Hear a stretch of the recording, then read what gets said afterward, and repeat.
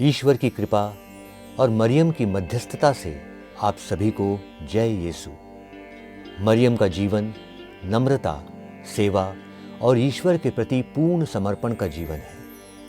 उन्होंने कभी भी रानी बनने का स्वप्न नहीं देखा, लेकिन उनके इसी विनम्र हृदय ने उन्हें स्वर्ग की रानी बना दिया। मरियम वह धन्य महिला है जिन्हें ईश्वर ने यीशु मसीह की मां बनने के लिए चुना।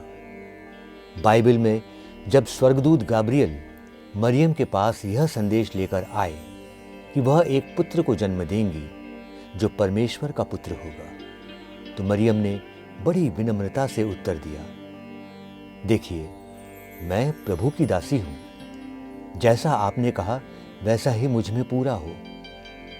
यह उत्तर उनकी आज्ञाकारिता, समर्पण और विश्वास को दर्शाता है। उन्होंने अपने पूरे जीवन को ईश्वर की इच्छा में समर्पित कर दिया। कुछ लोग यह प्रश्न कर सकते हैं कि बाइबल में कहाँ लिखा है कि मरियम रानी है। यद्यपि शब्दशः रानी शब्द नहीं लिखा है, परंतु कई संकेत मिलते हैं कि मरियम को विशेष सम्मान दिया गया है। प्रकाशना ग्रंथ अध्याय 12 वाक्य 1 में लिखा है, स्वर्ग में एक महान चिन्ह दिखाई दिया, सूर्य वेशधारी एक महिला जिसके चरणों के नीचे चंद्रमा और उसके सिर पर 12 सितारों का मुकुट था। यह चित्र मरियम का है जो स्वर्ग में महिमा प्राप्त कर रही है। यीशु जो राजा है, उनकी मां को रानी का पद प्राप्त होता है।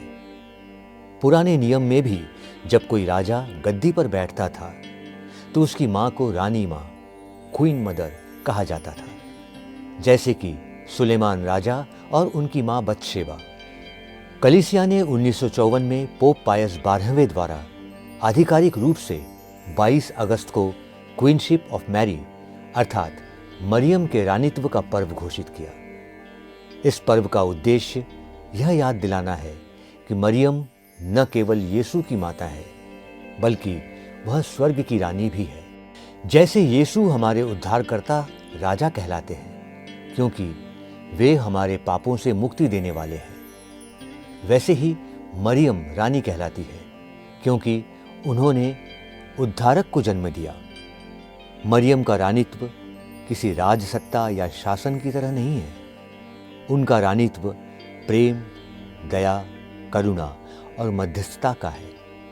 वे सिंहासन पर बैठकर आदेश नहीं, बल्कि घुटनों के बल हमारे लिए ईश्वर से कृपा मांगती है।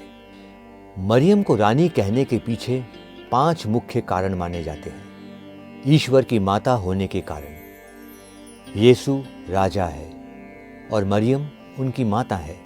नवीन हव्वा के रूप में, जैसे हव्वा ने पाप में भाग लिया, वैसे ही मरियम ने उद्धार में भाग लिया। नवीन सारा, अब्राहम की पत्नी। सारा इज़राइल की माता मानी जाती है। मरियम नए इज़राइल यानी कलीसिया की माता। मध्यस्थता के कारण, काना के विवाह में उन्होंने पहली बार यीशु से चमत्कार की मांग की। वह आज भी हमारे लिए मध्यस्थ है। स्वर्ग में महिमा प्राप्त होने के कारण, मरियम को स्वर्ग में शारीरिक और आत्मिक रूप से उठाया गया और रानी के रूप में सम्मान दिया गया। मरियम का रानीत्व केवल एक सिद्धांत नहीं, बल्कि एक जीवंत सच्चाई है। वह आज भी अपने बच्चों के लिए चिंतित रहती है।